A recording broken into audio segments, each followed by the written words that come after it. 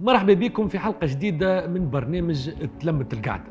اليوم قضية قتل غريبة ياسر، أخطر الجريمة دامت أكثر من 20 سنة، وين مشى ضحيتها راجل رادسي دوب روحه اسمه عم بحر. القضية كبيرة وفيها برشا شخصيات، أما الجثة متاع المجني عليه يلقاوها في غرغور قايلة. كي نعرفوا ملي هو صغير فمياش بركاجيت وقتلوا مقتول. يصير نورمال باش يموت البحر، تدغروه يا صاحبي. حسبي الله ونعم الوكيل. يا اخي تسجل انت تو اللي صاير فينا الكل من غضب ربي سبحانه. شعب لا دين لا مله، كيفاش حب ربي ما يعاقبوش. ما يرحم حد صاحبي، راهو ياكلها الدنيا اخضر ويابس راه.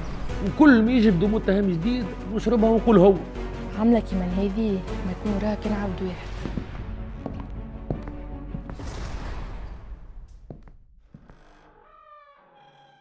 الحادثة هذه زعزعت رادس، والعباد بدات كل واحد يخرم وحده. فما شكون قال خوه الزهرة لقاهم يتباوسوا على الشط، وتسمع زيد على اساس ولد عمه حمام الشط قتلوا على شوية إرث ما له حتى معنى. آخر فيرسيون جاتنا أنه تتغر في براكاج، ومن وقتها كل عام تسمع حكاية لنا عباد باعت القضية. لمينا الكيب بتاعنا ودورنا حق تاكسي وبدينا التحريات من مسرح الجريمة، وين جاتنا معطيات وسعت لنا مجرى القضية. كي نعرفوا ملي هو صغير لا نهار تعدى على شكون ولا عفس على طرف حد، والله تكوينه وتشوينه عليه. احنا مهلكتنا في رادس كان له ناس. اي نعم سيدي، نورمالمون تصير راسك للمال يخرج منه ناس، قبل لا يتصب في البحر. في البلاصه هذه توا عندها اكثر من 20 سنه، ما عادش تتقرب. على شكون اللومه؟ بتبيع على الدوله. كان ثم شكون يتلام على موت بحر رادس، هي له ناس. حسبي الله ونعم الوكيل. نعطيك موضوع من الاخر صاحبي، العبد هي السبب والله.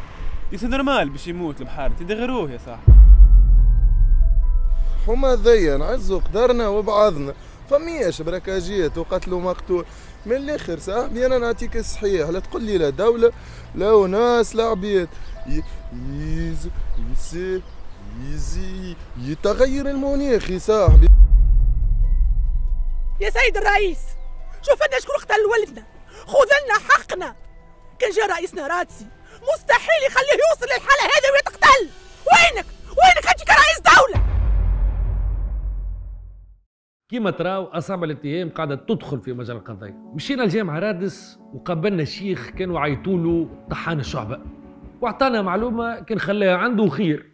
انظر يا بني، ما تخليش احفاد الشيطان هذوما يغلطوك. يكذب عليك اللي يقول لك الدولة هي اللي مسؤولة على هذا الكل. اللي صاير فينا الكل من غضب ربي سبحانه. الشراب يتباع في كل بلاصة والحشيش ولا كالملح. العراء والفسق انتشر بين الشباب. شعب لا دين لا ملة، كيفاش حب ربي ما يعاقبوش. شعلينا ومن الجامعة عودنا رجعنا لمسرح الجريمة، وين قابلنا عبد مخالط بحر رادس عنده برشا. عم كمال بحار بالوراثة أعطانا شاهدة كاسحة شافهم بعينيه.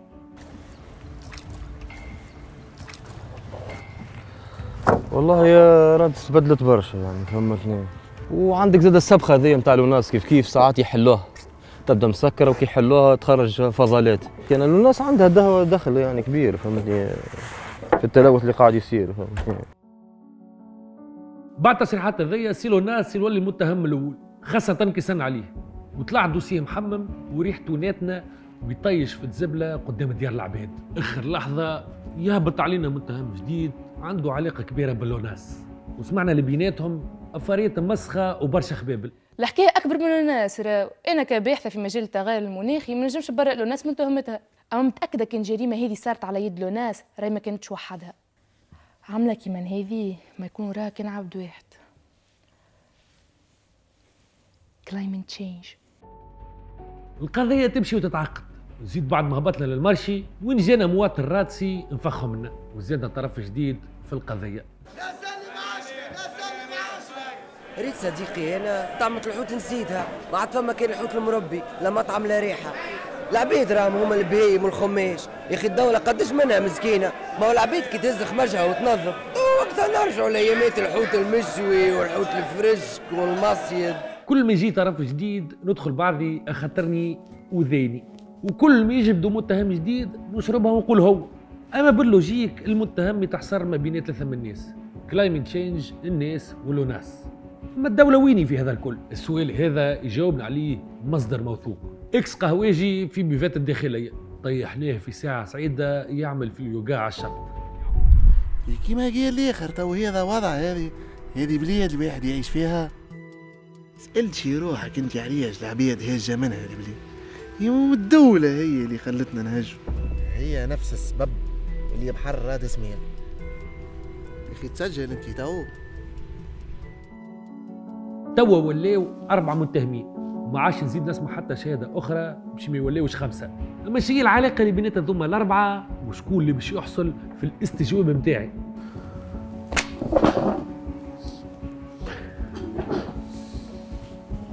كالعاده عم بعملك انت. والله خاطيني اصلا شنو نعمل هوني انا. باهي 8 جوان 2022 وين كنتوا ومع شكون؟ انا ما نحكي كان بحضور المحامي، بخلاف هذا ما عندي ما نقول. بجي ربي شعمل لك باش قتلتو كيك؟ ما قتلتوش، راني ما قتلتوش. يا اخي ماكش ناوي تعترف انت؟ اسمعني تبداش تحكي في يديك زعما تفجع فيا، راك تشدني منه وانا ما يفجعني حد. رجعنا تحليل الطب الشرعي، لقينا في دم الضحيه نسبه كبيره من ماده الغرام، وكي حللناها لقينا فيها نفس الريحه نتاع سيلو الناس كي استشربناه وروريه كحله بالدخان. بعد تحليل طلع جاي مستيق اليد اليمين نتاع لوناس. اسمعني باش نعطيك البحث الصحيح، مش خاطر خايف منك ولا حاجه، جوست خاطر ما عندك ما تعمل لي. الحكايه بدات مع عند لوناس، ما ساعدتوش الفاز. ابارامون عنده بيف هو بحرادز، بقى يستنى له فيها عنده برشا. برجوليه ما دخلنيش فيهم، ياكلوا بعضهم ماكل. بعد العباد دخلت فيها ولات مشاكل بينهم وبين بحرادز، وانا برجوليه تعرفني نشيخ على الدراما. قعدت جوست نتفرج فيهم، بعد لقيت روحي في المعبوك. بعد بريسيون كبيره لوناس تعرف وقال اي هو انا، اما ما كنتش وحدي، معايا شريكي ستيك اللي سمعنا بيه قطع عنده شهرين كي عرف انه القضيه تحيرت. لوناس زاد جبد الدوله، اما قال ما شاركتش ديريكتومون في القضيه، قرات كل شيء وقعدت ساكته خاطر تاخذ في فلوس من عنده. الدوله من الاول كبشت وما حبش تتكلم، اما بعد قرت وجبد طرف ثالث اللي هو العباد اللي بشروا فوقه وما كانوش يعرفوا اللي عنده الرجي بالبول. وكتلموا الاطراف الثلاثه جبدوا الكلايمنت تشينج. الدوله والعباد راوه موجود في مسرح الجريمه، وبعد تحريات لقينا ادله وشهود انه تختف من داره، وفرضت عليه لوناس انه يقتل بحر بعد تهديد بالسلاح. وزيد لقينا عند الكلايمنت تشينج مساجات وتسجيلات صوتيه تثبت هذا، وهكا القضيه وضاحت وتلمت القعده.